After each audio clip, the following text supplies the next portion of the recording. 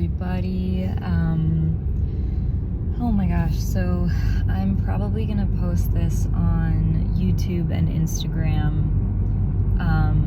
as an update, and I don't know, honestly, I don't know exactly how to express what I'm feeling, what I'm learning. There's no way to express everything I'm learning because I'm learning more with my current practitioner than I've ever learned collectively from any of the other practitioners that I've ever worked with.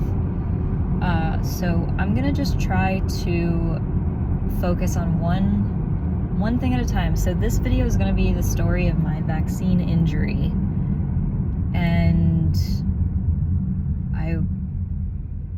I really don't know how to talk about this.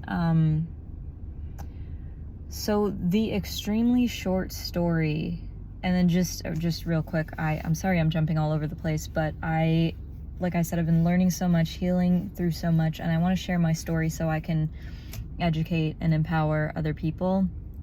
So this is really, really important to me, just to find ways to express my experience, my knowledge.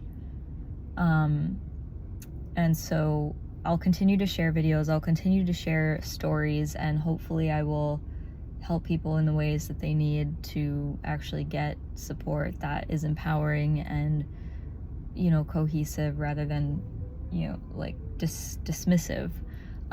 So my vaccine injury, maybe you've heard of it, maybe you haven't, but if you Google vaccine injuries, I'm sure that there are stories you can find about cases of people having severe reactions to different vaccines, because as many people know, vaccines are filled with toxins and heavy metals, aluminum, formaldehyde, other things that I don't know,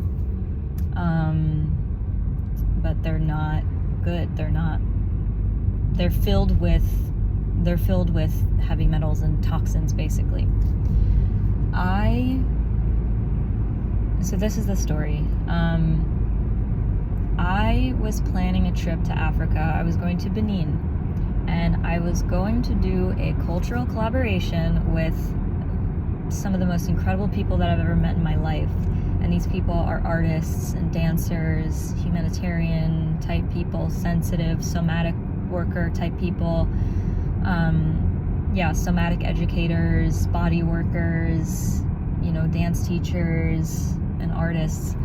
And I met them all in October at something called Access Syllabus, which is it's like a foundational training where you learn how the geometry of your skeleton moves through space and how your joints are faceted on one another, so that you can move through space in a way that is compatible with your own body, your own build, and you can prevent injury that way. And it works with gravity, it works with force, it works with geometry. It's genius, it's incredible, it's profound. And if you're into this kind of stuff, I'm sure that you can only imagine how cool it is. So I was there, and one of the teachers of the program had this 25-year and long friendship with someone in Benin in Africa, and she was going to be receiving a voodoo priestesshood coronation on this upcoming trip to Benin. And so basically they have been going there, I think, like once every 2 years for I don't even know how many years. And my understanding, I'm sorry if I'm butchering it, but it's basically, we go there, we learn traditional African dance, which is, pardon my ignorance, but it's such a broad term. I don't remember exactly what kinds of African dance that they were, but we learned dance and we blend it with Access Syllabus. We apply Access Syllabus to the dance. And I believe that there was like a presentation towards the end of the project to like the government or some group of people to like raise awareness or raise funds or something with for the arts, for culture. I think I'm butchering it, but in short, it was a really profound cultural collaboration. So I am interested in all of these things. All of these things are so valuable to me. Travel, community, culture, humanitarian work, somatic awareness, healing, self-expression, art. And so I was like, I need to go on this trip. I need to do this. So when I was preparing, starting in October, the trip was in January, by the way, New Year's. I was on a plane on January 1st, New Year's Day. I was flying. So yeah, when I was preparing, I was looking up like what I need to travel, whatever, and I learned that I needed a yellow fever vaccine, and that freaked me out. I don't like vaccines. I didn't like the idea of getting one. I had a bad energetic reaction just feeling into it. I knew that it was not going to be good, and sure enough, it was terrible. Anyway, one step at a time in the story. So I made my appointment to get the vaccine, and the only reason I got it was because you couldn't even get an exemption. You couldn't enter into the country of Benin without a yellow fever vaccine. And in hindsight, they didn't fucking check my yellow card. So what the hell was that about? I don't think they even checked my yellow card. So like, what the fuck did I even have to go through this for? But I wasn't gonna put myself in a situation where I am traveling for 24 hours without a card, or, you know, risking not being able to board one of my, layover flights, and I followed the law. I followed their law. And I seriously don't even remember taking the yellow card out of my passport container, my passport holder, which is unspeakably aggravating thinking about it. So anyway, I got the vaccine, and right away I felt weird and wonky. So before I got the vaccine, I had been dealing with eczema for about 1.5 or 2 years, give or take. And the eczema is something that I'd never experienced before, but it began when my migraines, which I had dealt with chronically my entire life, I'm 27 now, went away. I was working with an intuitive naturopath who did muscle testing over the phone, sent me supplements, put me on a low histamine diet, and my migraines over the course of 6 months pretty much disappeared, unless I was under a lot of stress or ate really, really, really, really bad for an extended period of time. And I would get a lot of cravings from what I now understand that I was dealing with then, from parasites. And parasites make you crave sugar. They literally get in your cells. And I learned today that on a cellular ratio, sometimes in our bodies we have more parasite cells to our own human cells. So it literally feels like a war, literally feels like you're fighting yourself. And because of the effects parasites have and how they eat neurotransmitters, blah, blah, blah, many people are misdiagnosed with mental health issues, schizophrenia, bipolar, depression, anxiety. But it is literally the fact that you have a hordes of parasites in your body, like literally taking over, literally wreaking havoc. And it's not you, it's the parasites. So back then I would have these horrible cravings, and I would eat really bad for like weeks, and then I would get a migraine because of it. So other than that, when I was on my low histamine diet, I didn't have any migraines, and I developed eczema. So I worked with this practitioner to help alleviate my eczema, and we did some more supplements, and I don't even remember if we changed my diet at all, but we did some supplements, and my diet was the one thing that helped. I remember I actually got into a short-lived romantic relationship with someone, and literally as soon as I got with this person, the bliss of being together and the emotional support and the ease and the fulfillment I felt, and the fact that we like cooked together whole foods, healthy foods, and we were very active together. We would play a lot, we'd move a lot. My eczema went away. It went away completely, except for one small patch on my right breast. And then, honestly, life is a blur, things change, blah, blah, blah. But my eczema was categorized as discoid eczema, which if you Google that, you'll find images of, red flaky skin patches with a very clear outline. And I had that on my arms, my forearms, not so much on my biceps, a little bit, and on my thighs, and maybe somewhat on my calves as well. And again, that patch on my right side. So that was how my eczema was. And I had established then that diet was the thing that healed it, and that worked. That worked for me for months. And fast forward, I was taking Access Syllabus in October.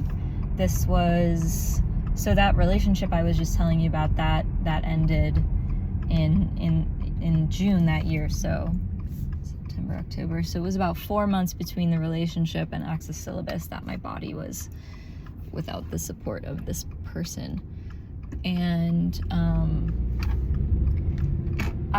so my skin was, I think it was okay comparably to how it is now. It was good, and my diet still positively, was impacting my eczema and helping it and whatever.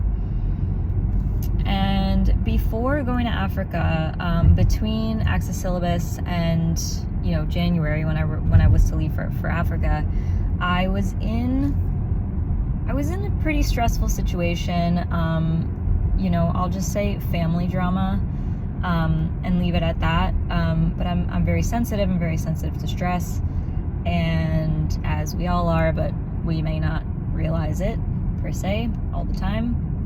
But I was dealing with a lot, and a lot of personal stuff, social things, and my eczema started to flare up as bad as it had ever been to that point, and I was really struggling. I was traveling in a place where I really don't have a tight-knit community other than my own aunt and my mom, who I can rely on for some things. So yeah, but other than that, I was in a vulnerable place, like socially, emotionally, mentally. So my eczema was flaring up more. And then my yellow fever vaccine appointment came around, and I got the vaccine. And the very next day,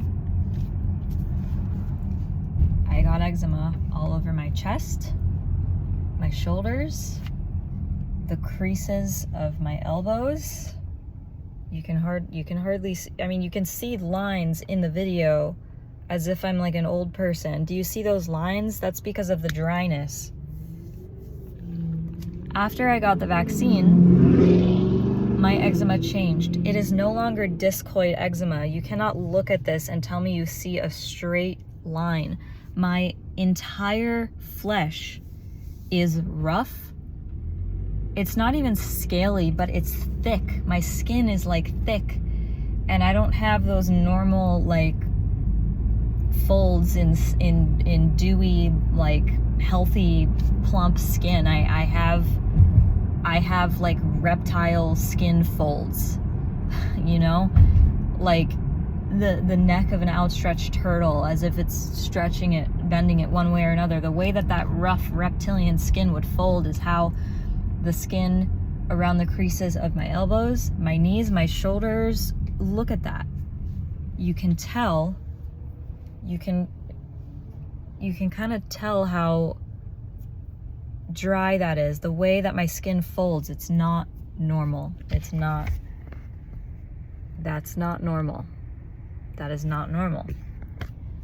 So the vaccine did that to me. Fast forward, I go to Africa. I breathe in garbage smoke. Garbage smoke meaning smoke from a pile of garbage that is being burned. So I'm breathing the smoke of garbage, burning garbage. Every day at unpredictable times, and they burn garbage pretty much around every other corner.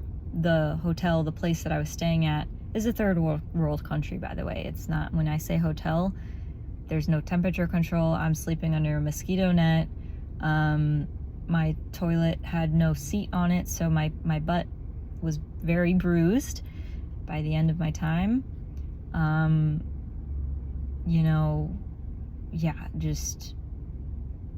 Water and electricity would shut off randomly throughout the day. Third world country, no temperature control, sleeping in the heat, yada yada, whatever. Just to give you an idea, when I say hotel, it's not the hotel that we think of when we, for those of us who, live in like developed countries.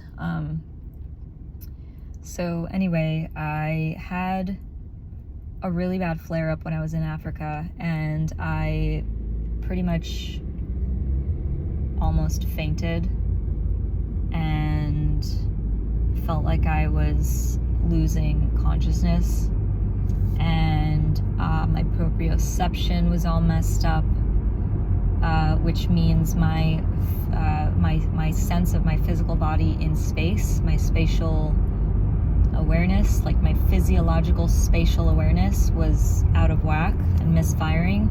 So basically what happens is your brain tells you that your right arm feels like it's in your left arm, or your right leg feels like it's invisible, or it feels like it's upside down, or it feels like your foot is in your hip. And that was the most severe episode flare-up that I've had ever. But that was basically from the toxins, from the parasites, building up over time. And again, after this vaccine, like, that was the worst flare-up that I'd ever had. And it was about 20 days. It was about 20 days after the vaccine. So anyway, it was so bad. And then I got like some diarrhea, something or other, like immediately after. Like, my body was just going through hell, complete hell. And I was devastated because I didn't want to leave, but I prayed about it, and I realized that I was being guided to leave. So I left the country, and I was terrified to travel back because I was afraid that I would go through another episode like that again. So on my way to the airport, I was staying in Ouida, which is a city very close to the water, to the ocean. And the airport was in Cotonou. And in Cotonou, the air quality was so poor that the sky was gray. It was gray, and the visibility must have been 300 feet. Further than that, I don't even know if 300 is accurate. It was either 300 or less, 300 or 150 or something. But, the tree line, the horizon was smoggy as anything else. I don't think that's the proper grammar. Smoggy as anything.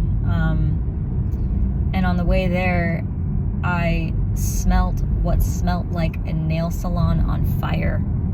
The chemical smell was unbelievable. And when I was in the car, I was texting my mom, updating her on WhatsApp. I'm on my way to the airport, and then I texted her in all caps at one point because I was freaking the fuck out. I had my shirt like doubled over my nose in place of a mask.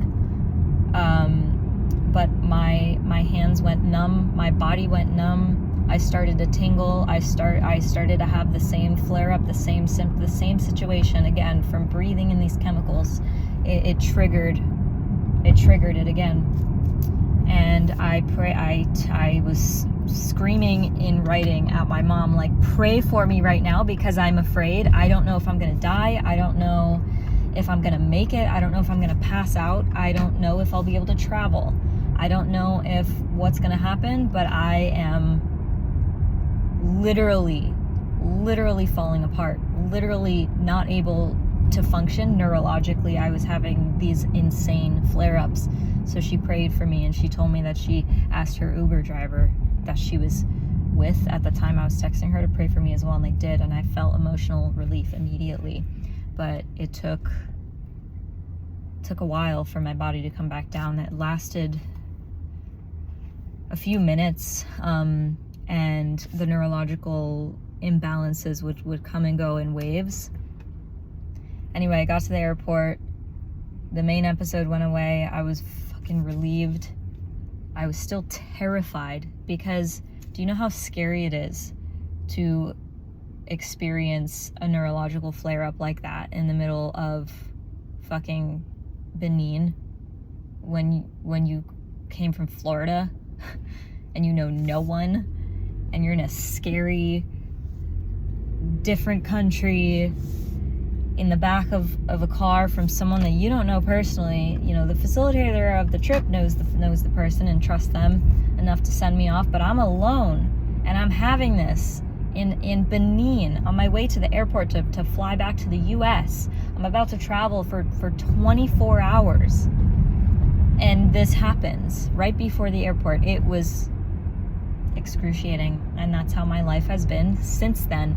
Not as intense, but on a subtle level, every single day, I am dealing with these neurological imbalances and these waves of things that come up. Now, the vaccine injury was the story that I wanted to tell you. So, remember when I was telling you about what my eczema looked like before I got the vaccine? It was discoid eczema with a clear red border, and now it is not. Okay, so fast forward. Right now, I'm working with a hyperbaric oxygen therapy practitioner who is the best of the best. I would say for a far, far stretch. I had called 10 hyperbaric therapy places in Fort Lauderdale, which is a bustling city. And she was the only person that I spoke to on the phone who actually educated me that different people require different pressures of oxygen. They use a mask so you get more concentration instead of just being in this tube. It's a protocol where we do supplements and we test multiple times a week to adjust the supplements as needed because the body goes through changes. Sometimes the body doesn't need things the same as it does, especially when you're going through an intense, healing, changing process moment. And I can't remember what else she told me, but she was the only person I spoke to on the phone who actually debriefed what HBOT is all about and what she uses and her protocols and her credentials and all this stuff. And I was like instantly sold. I'm like, okay, yeah, you are the person that I'm meant to work with. And I'm trying to park in a parking spot, but this guy is just like not moving over. Sorry, hold on guys. I'm still here. I just need to properly park.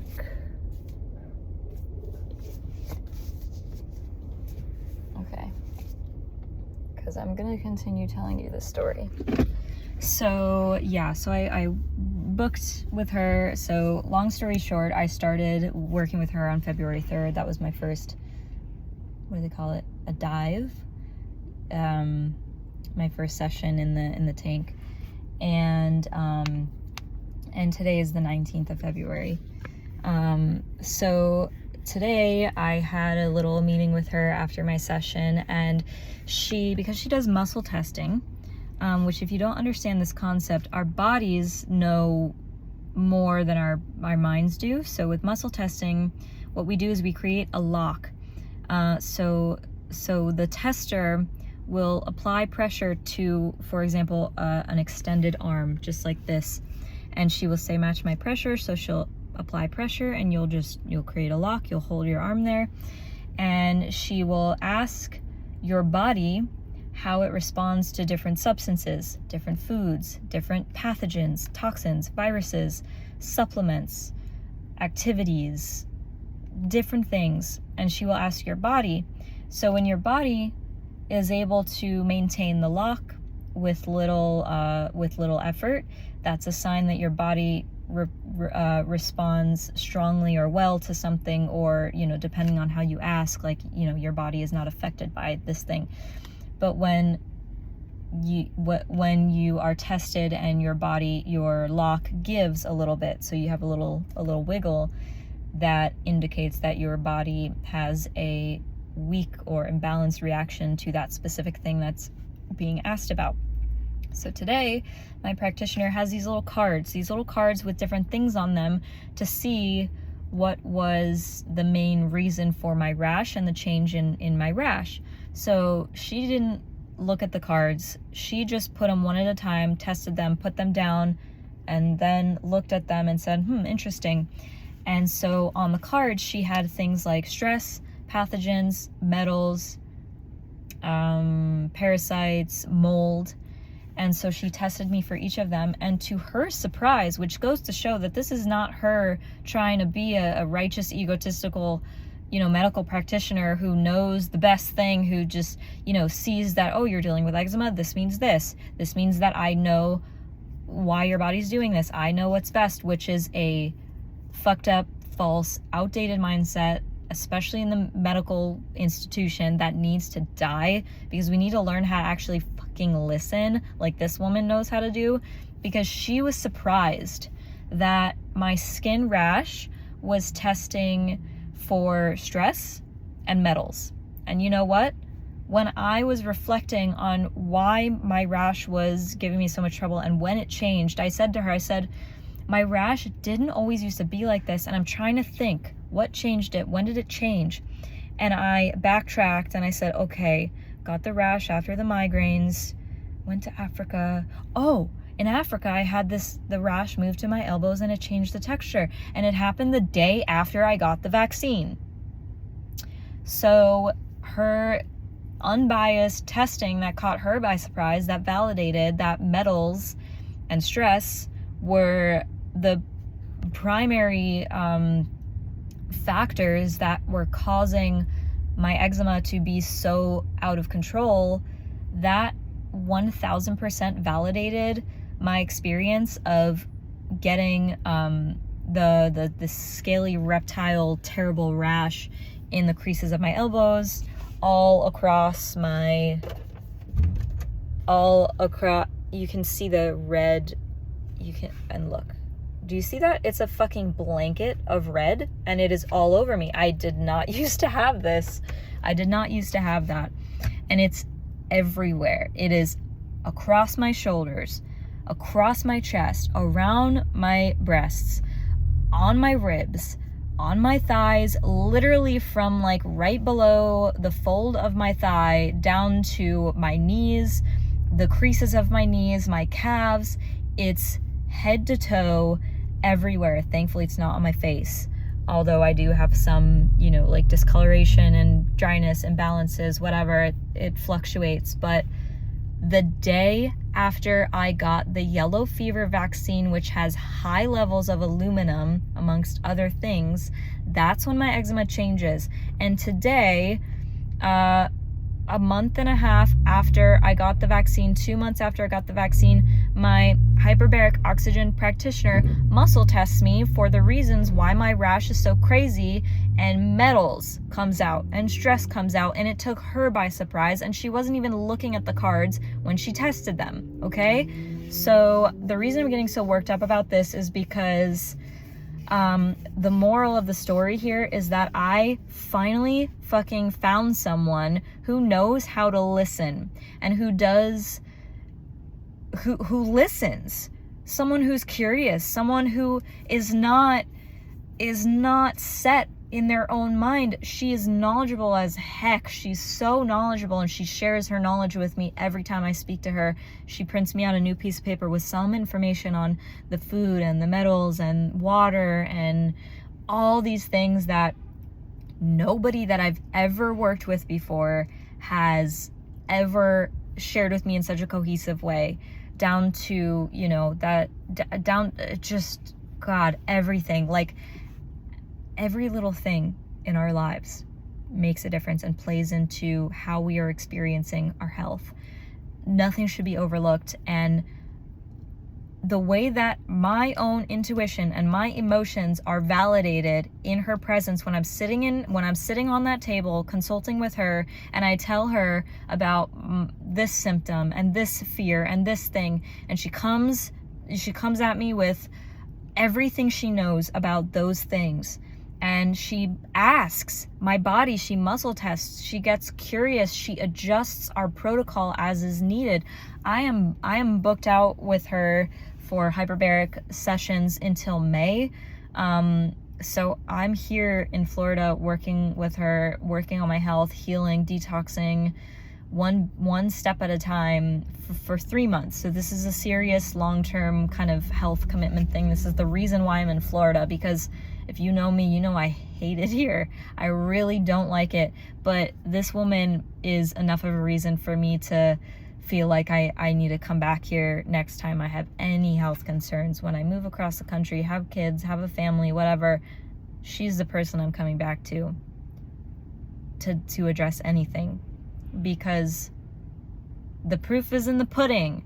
The proof is in the unbiased, intuitive confirmation of between my experience and what somebody else in a different body than me is telling me with the fucking metals thing. So basically, I mean, it's enough of a testament, you know, the fact that the day after I got my vaccine, my eczema changed, and I developed a different quality of skin rash. And, you know, she was looking on the website today of the yellow fever vaccine, whatever, and there's some like technical term, like, you know, warning, in rare cases it may cause blah blah blah, blah mycophagoderm something itis, which is basically a fancy way of saying skin problems. So I guess it's like, I don't know, like, congratulations me, I'm rare, I'm sensitive, and I'm actually showing that my body does not fucking tolerate the toxic shit in vaccines. And, you know, my quality of life has been robbed from these fucking toxins that are in vaccines, that are in the food, that are in whatever other shit that is just poisoning our world. And I'm very clearly sick and tired of it. And I'm also sharing the story because whether or not, like, I know people are not even open-minded enough to listen to this, but this is for the people who are suffering like I did without any validation, without any answers, because you're not crazy. We just need to talk, and you just need to find people who get it. And I will tell you, not every holistic practitioner that I've worked with in the past has addressed things as cohesively as my current practitioner is. I'm still suffering on a day-to-day basis, but I kid you not, every time, like I said, every time I tell her what my symptoms are, what my worries are, what my struggles are, she responds with her knowledge and more testing to ask my body what it is saying, what it is expressing. So for those who will actually listen, thank you for being here. And I am only here because I have had enough courage and wherewithal, and I'm in tune enough with my own emotions, obviously, that I have not given up when people have dismissed me, invalidated me, whether it's having to do with my health or my emotions or my experience or my observations. But if you made it to this point, and you're resonating with this video, I know that you are the kind of person who's going to get it, but my passion in life is self-expression, art, and intuitive work, psychic work. I am a psychic. I do readings. I teach intuition. I have been cultivating my intuition since I was a child for fun and in, you know, unintentional, like structured ways. Just playing psychic mind games with my friends in 4th grade. Like, I'm thinking of a number 1 through 10. Guess what it is? I'm thinking of a color red through indigo. Guess what it is? Playing these games, whatever. So many different ways of cultivating my intuition. But I cherish the capacity to listen. Fucking listen, because listening equates to being present and available to what's in front of you. And something that the medical institution has failed me and countless other people in is listening. And a way that people constantly fail themselves and other people is by not listening to themselves, not listening to others. If someone can't hear you, they can't hear themselves. So this is why it is my life's work to teach intuition, because it goes beyond, you know, like psychic fluffy woo woo blah blah blah. My health and my life is getting saved because my intuition helps me get here, because I listened deeply enough to my own discomfort, my own symptoms growing over time, that I never felt crazy, but plenty of people outside would project that. And in fact, I wouldn't share a lot of personal, you know, stories or symptoms like this with many doctors, because they would treat me like I was crazy if I did. And in fact, I went to the hospital recently because I wanted to get a carbon monoxide poisoning test so that I could have insurance pay for this, which is another bullshit thing, that because a week after I got home from Africa and the carbon monoxide is no longer in such a high level in my system that insurance is no longer willing to pay for something that is still a valid and quantifiable reason why I am sick, why I'm suffering, but insurance doesn't acknowledge these things. And this is what I'm saying.